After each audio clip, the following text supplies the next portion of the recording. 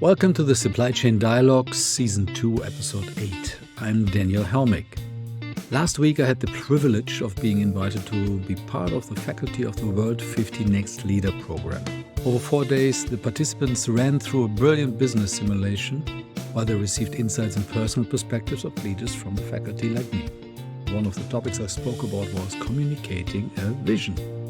While putting my thoughts together, I realized that a lot of what I know about visioning and execution meant nothing without putting it into the context like purpose, culture, values, strategies, and so on.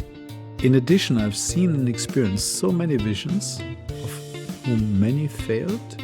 Some, however, inspired companies for decades to come, that I started reviewing some of the literature and studies done in this field. In other words, I gave visions an eye exam. After I shared my thoughts on this topic with the participants last week, take the opportunity now, as long as everything is fresh in my mind, to cover it here as well in the Supply Chain Dialogues in an expanded and further updated version. And to not make it a supply chain monologue, since Noah is on uni break, Amy will fill in again. Happy to help out. With all of these different buzzwords like purpose, vision, etc., let's ease into the topic by defining the words communication and vision and go from there.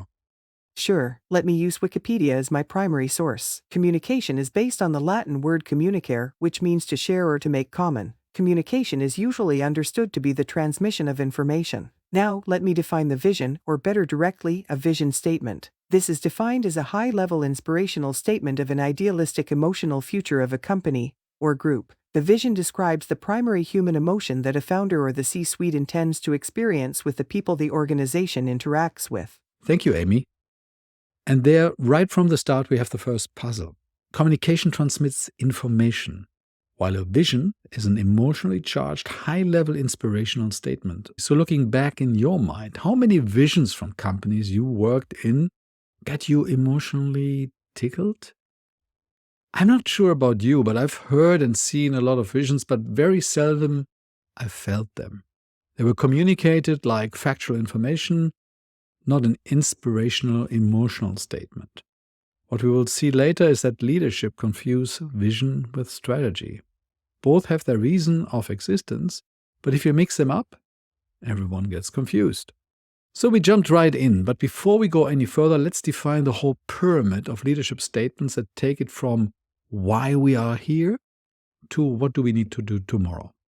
I was not clear on this for a long time myself, and only in a significant transformation I had to step back to understand what is what. I hope you will find the following as valuable as the World 50 Next Leaders participants. And one additional remark: while we talk about boards and CEOs or C-suite, the model is scalable.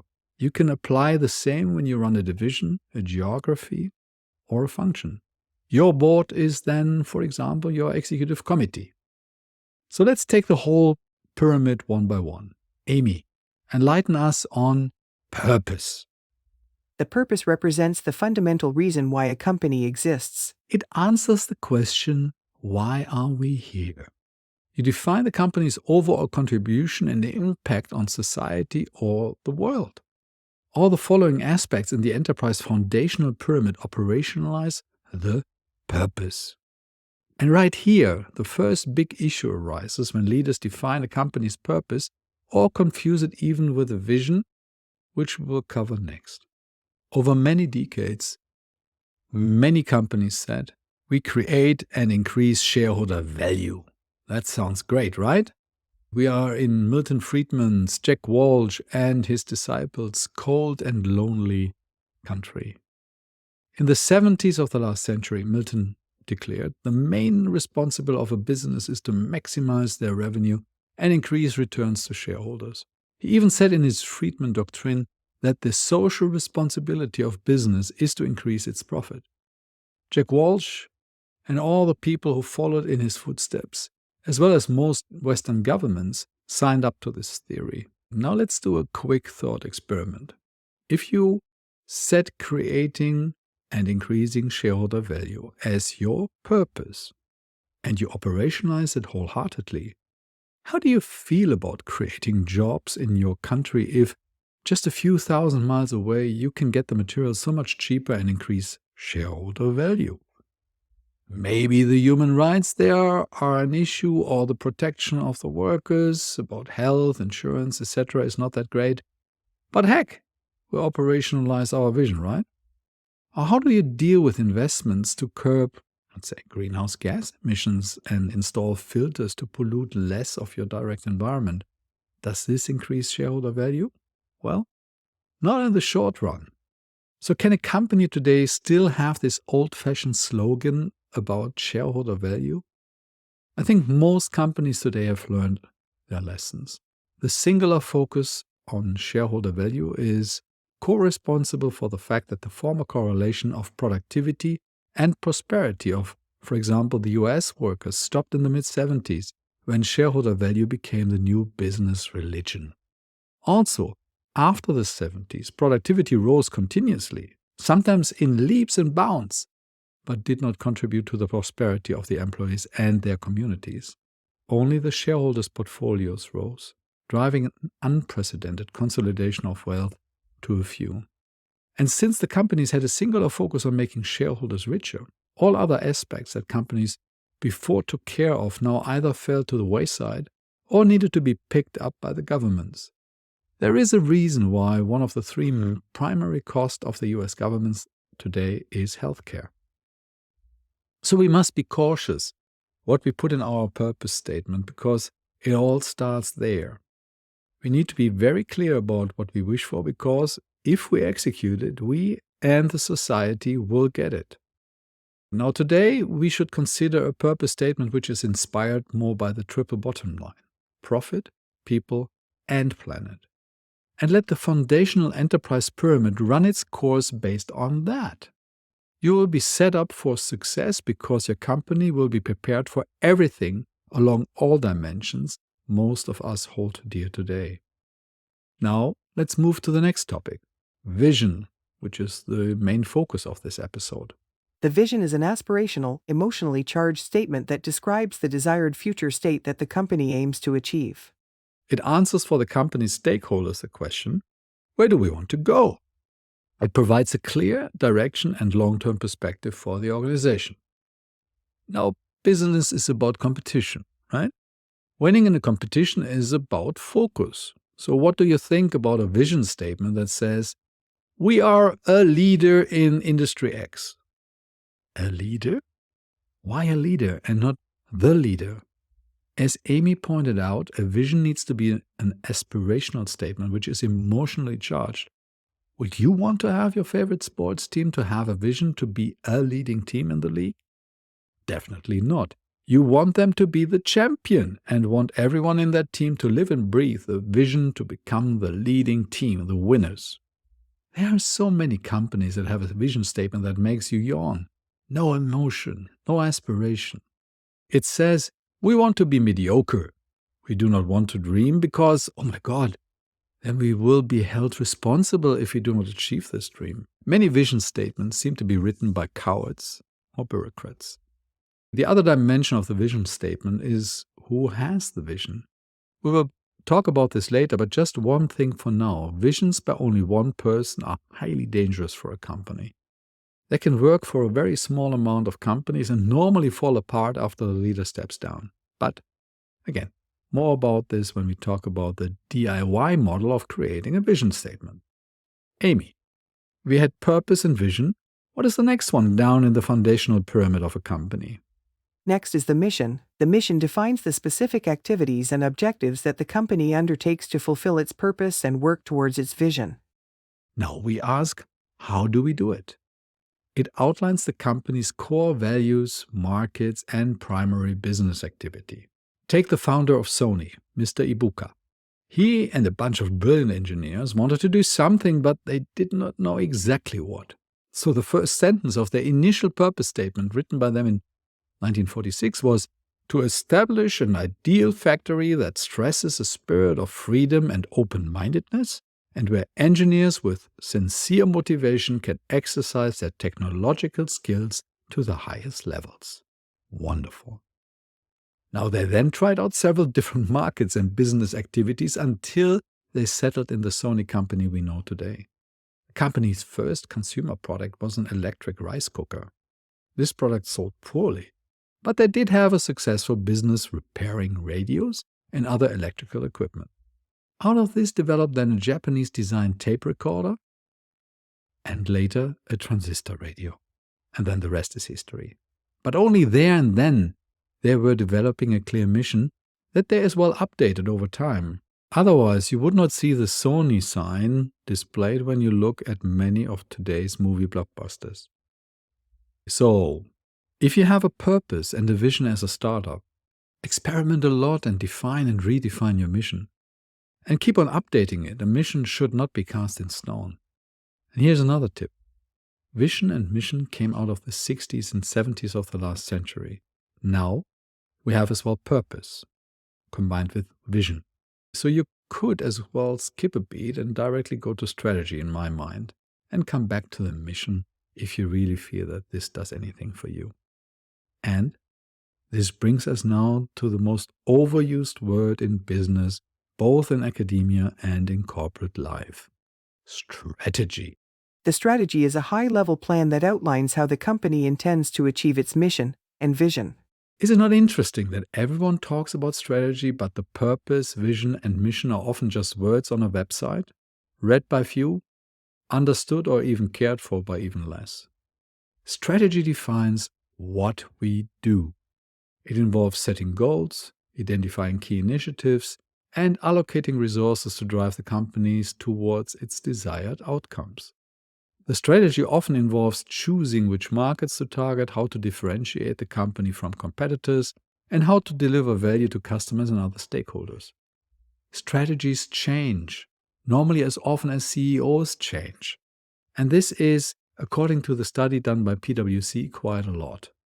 In 2018, PwC did a CEO success study with the world's largest 2,500 public companies related to succession over the past 19 years. Results showed that the median tenure of a CEO in this group was 5 years, and only 19% of the companies had a median CEO tenure of 14 years.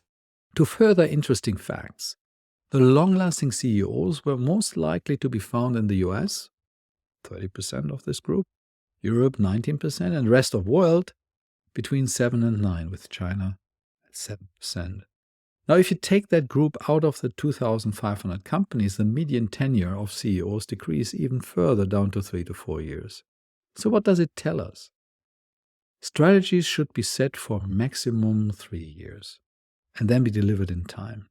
If CEOs set out strategies for more years than the median tenure of their job group, you either have a person that bets against his or her tenure odds, or just does not want to face the music after 3 years whether the strategy delivered results. We will get back to this later. So for the moment, let's get to the bottom of the pyramid and talk about tactics. Tactics are the specific actions, initiatives, and activities implemented to execute the company's strategy. Most of us work a lot on this pyramid level. It's about what we do when. Here we talk about marketing campaigns, budgets, operational processes, sales techniques, product development roadmaps, and other day-to-day activities. Here the calendar becomes an important tool. Here is where we spend too much time in meetings. When before we were looking at years, now we count days or months. Now, each of the different levels we talked about so far are important. Only having all of them defined and operationalized leads to the fact that a company normally can be successful. Now, at this point in time, people start asking, what about values in the whole theater? Where do they belong? Values play a foundational role that cuts across all levels. Values represent the voiced fundamental beliefs, principles, and ethical standards that guide the behavior and decision-making within an organization. Values are not inside of the pyramid, but are a circle around the whole structure. Values underpin the framework and influence the development of the purpose, vision, mission, strategy, and tactics overall. And important is as well that they are, as Amy said, the voiced fundamental beliefs, principles, and ethical standards. Now, these are what the board and the C-suite wants the employees to do, top down.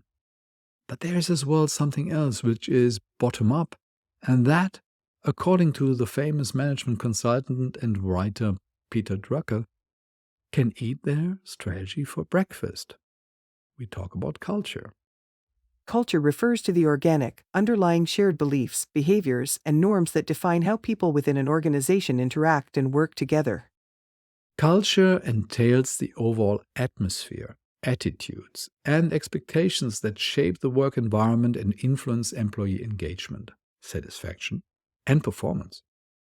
Culture is felt. So depending on whether you are a company originated in Silicon Valley or Frankfurt, Germany or Helsinki, Finland, you carry a certain amount of culture with you that is set up by the people that live there. If you then expand into other countries, you might have the same values, but not necessarily the same culture.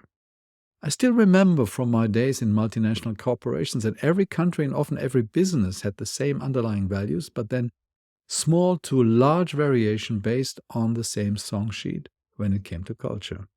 Even more interesting are companies that are created through mergers and acquisitions. If not managed really well, you will have a titanic clash of cultures.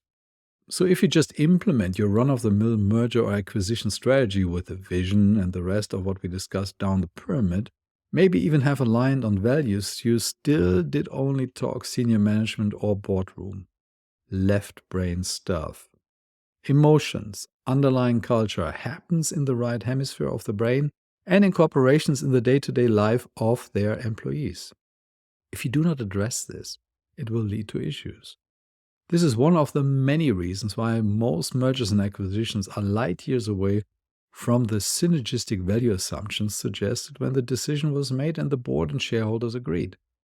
Changing or aligning cultures is a process that takes much more time than strategy or vision implementation. And here's a novel thought. If you buy a company, you buy not only the IP, the book value, and the customer base, but as well the people that made that company great, since otherwise you hopefully would not have touched them with a 10-foot pole. So, when we come to realize that diversity, may it be race, gender, sexual orientation, age, and so on, actually helps us and companies to improve their bottom line according to a boatload of academic studies, how about cultural organizational diversity inside of companies? That does not mean just to accept every aspect of the culture of the acquired company, but carefully decouple culture from their strategies, visions, etc. Again, the left brain stuff. Or alternatively, find an umbrella culture that transcends the different aspects of the different cultures of the organization you have combined. Main point is, be aware of the fact that culture, like vision, speaks to the emotional side of the foundational elements of the direction of a company and should not be ignored unless you like to be eaten for breakfast. Now, at the end, a small caveat for you. What Amy and I have done captures some of the models in the foundational pyramid of a company. I use the same quote as usually in these settings. All models are wrong, but some are useful. I can calibrate easily everything we discussed so far with my own work life in 5 different industries and find it quite useful in hindsight. It would have been great if I'd learned this earlier, but I assume I'm in good company with many other people out there. So what now? We're not just here to define words, right? But to figure out what to do with them. So we started to think about communicating a vision. So we assume that a purpose is already defined. Depending on the feedback of this episode, we can go into the development of a purpose segment in another episode of the Supply Chain Dialogues.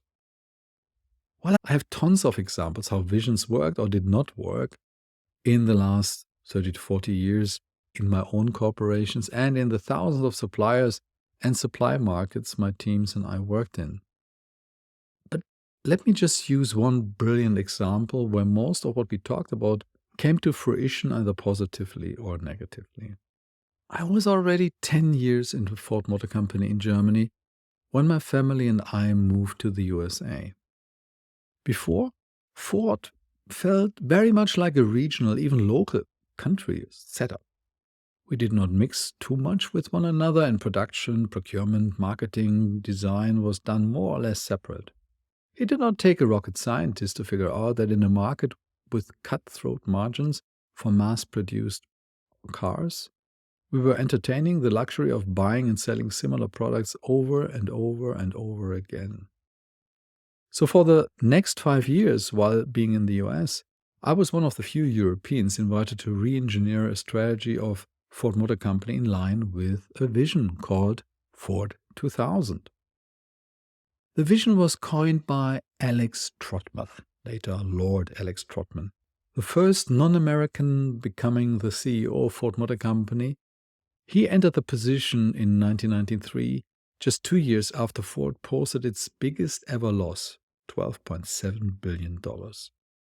Trotman set about improving things in a way he knew best, prudent organizational setup. After all, his first job was a buyout. Just mention it here, just for fun. His vision was set in motion in 1995. One of his boldest moves was to change Ford's traditional role as a manufacturer of its own components, completely vertically integrated, to being an astute buyer of them from outside companies. Many of its disparate parts-making businesses were spun into the entirely separate Visteon. Visteon and its workforce then had to compete for Ford contracts. Meanwhile, relentless cost pressure was applied to Ford's existing suppliers. Trotman's other action was to centralize Ford's design and engineering activities. From now on, Europe would be responsible for developing small and medium-sized vehicles, and North America would concentrate on large cars together with light trucks and sport utility vehicles, the SUVs. This led to some strange situations, such as the replacement of the Transit, which was Britain's best-selling van, being entirely designed in North America, but it also saw the cost savings measure of different models being built on identical platforms. Trotman hauled Ford back to profitability, ultimately cutting $5 billion in cost and achieving $7 billion in profit in 1997 alone. Trotman stepped down in 1998, a year before his contract was finalized. So you see, we're talking again 5 years here. According to Wikipedia, many people consider the vision a failure since many of the resulting products like the Ford Contour and Mercury Mystique designs based on the European Ford Mondeo platform were not very competitive in the American market in the long term, and the major restructuring disrupted the whole company. The inability of senior management to successfully implement this program in the mid to late 1990s turned out to be a huge opportunity loss, one that Ford was still desperately trying to leverage under the leadership of Alan Mulally in 2007. I loved our time over there and still believe that a lot of what Alex Trotman and the Ford leadership visioned was great. It was just a bit too much in one go. Well, at least my wife and I succeeded in our visioning of having an even number of family members, so we returned to Europe with our second son Noah, made in Detroit. As mentioned before, the culture, here the design and quality preference of different markets, ate this strategy not only for breakfast, but in every subsequent meal following. When Ford changed its strong focus on centralization and gave the respective markets in marketing, design, and R&D more flexibility, the revenues rose again, since customers started to enjoy washing their cars in their driveways again. So Alex stayed on smack in the medium of the tenure. His vision was set for 5 years, and he did not really get to feel the consequences of the mistakes being made when implementing this vision in the strategies he devised. Even the founding of Visteon happened after his tenure in 2000. I was at that point in time in Essex, Britain, and involved in managing the divestiture, including defining the swim lanes in the contracts for working together with our former brothers and sisters, now being called Visteon employees. But this is a story for another time. So let's unpack what we talked about with regard to tenure and vision of CEOs. We established that CEOs normally do not hang around too long. We also established the CEO, and even more importantly, the supervisory board that appointed the CEO. You have to hedge your bets about what you will get accomplished during the medium tenure of a CEO. And based on 80-20, that is probably less than 5 years. How far out should be your vision? 5, 10, or the crazy 27 years in the case of greenhouse gas emissions net zero that we have today? I find it quite irresponsible by boards to allow their CEOs to set a vision longer than the proven median tenure of the job group. In my view, visions should be set even below the average tenure to ensure that you see that the CEOs are not only good in defining visions, but also in executing to increase value for the triple bottom line. In this sense, I've come to appreciate over the last 40 years visions that had a length of about maximum 1,000 days or 3 years. Let's be honest, who still remembers a vision set 2 or 3 years ago? So you want to have something that stays fresh. And that does not mean that you should have only one vision. You can have succeeding visions. So let's paint a picture to illustrate. Say you are in a valley and want to climb a mountain. So you set the end point of your vision as far as you can see. If you arrive at the peak and enjoy the view, your vantage point changes and you see much more than before. So the next vision is based on your new, wider knowledge of the landscape, either other prominent peaks, sunny shores, or treacherous terrain that you see, and you realize that there is no straight way ahead, and you have to get skis, llamas, or a paraglider to move on.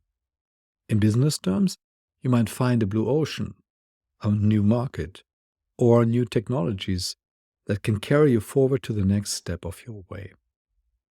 Visions that are looking out further than the known horizon are gambling with other people's money and livelihood. Companies are places of value creation, not casinos.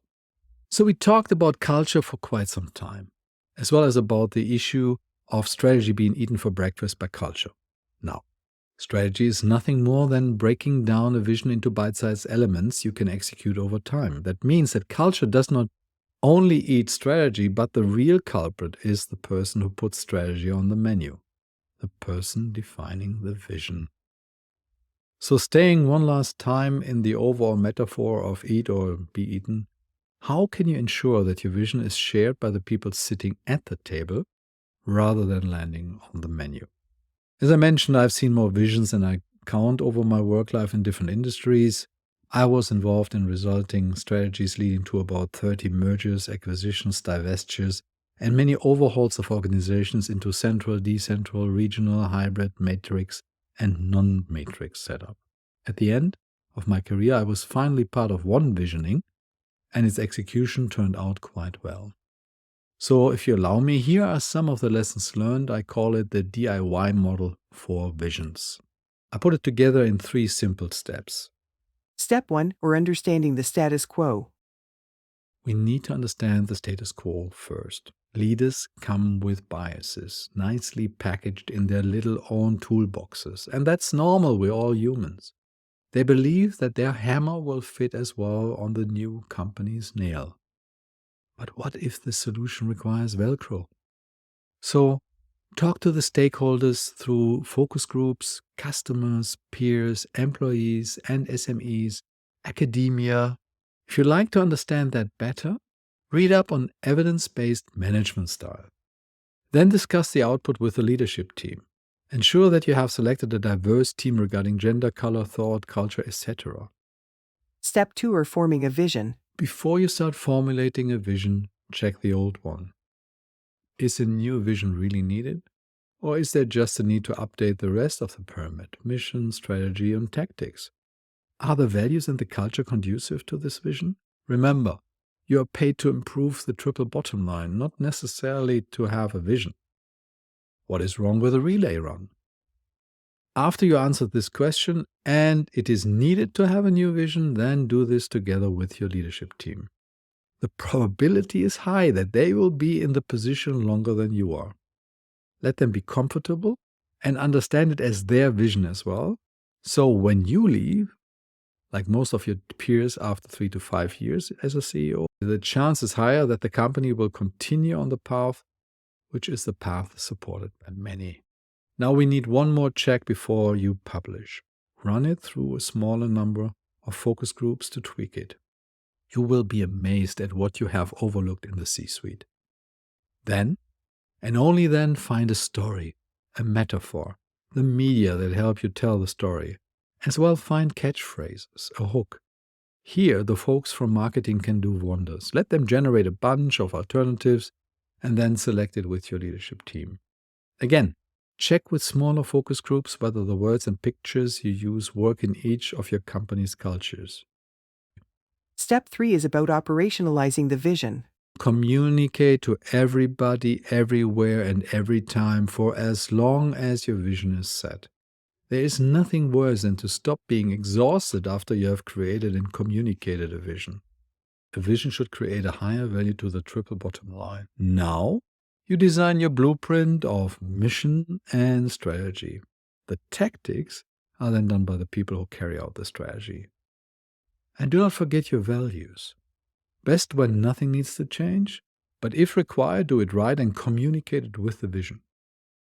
So, if this is all done well, strategy sits at your organization's table and not on the breakfast menu.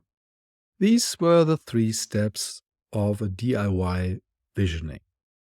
The question is now, what is the extent of a vision period? We talked about it several times, so here's what I regard the Goldilocks zone for visioning. The best visions I experienced or led were defined for 3 years or 1,000 days, and they were sometimes even accelerated.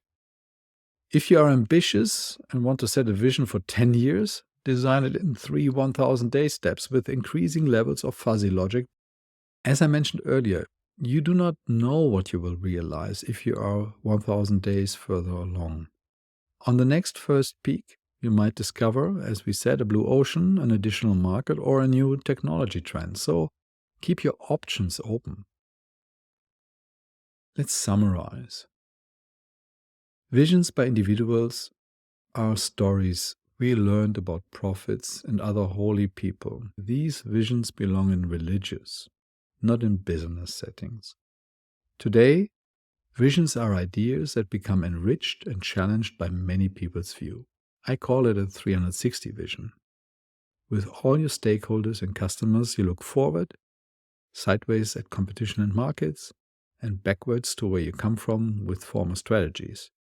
You look up to your board, representing your shareholders and independent views of other industries, and down along the hierarchical pyramid at your employees and maybe even suppliers. And yes, in the end, to make it personal and emotionally relevant, the vision needs to be initially communicated by the leader. It needs to be close and personal and relatable. And then, and only then, the rest of the leadership team speaks, as mentioned, everywhere, every time, to everybody. I hope you enjoyed this episode of the Supply Chain Dialogues. If you did, please subscribe, if not already done before. Share it with a colleague, friend, or any decision maker you know in your company. And with that, stay safe, be bold, and see you next week. These are the Supply Chain Dialogues produced and copyrighted by Helmig Advisory AG in 2023.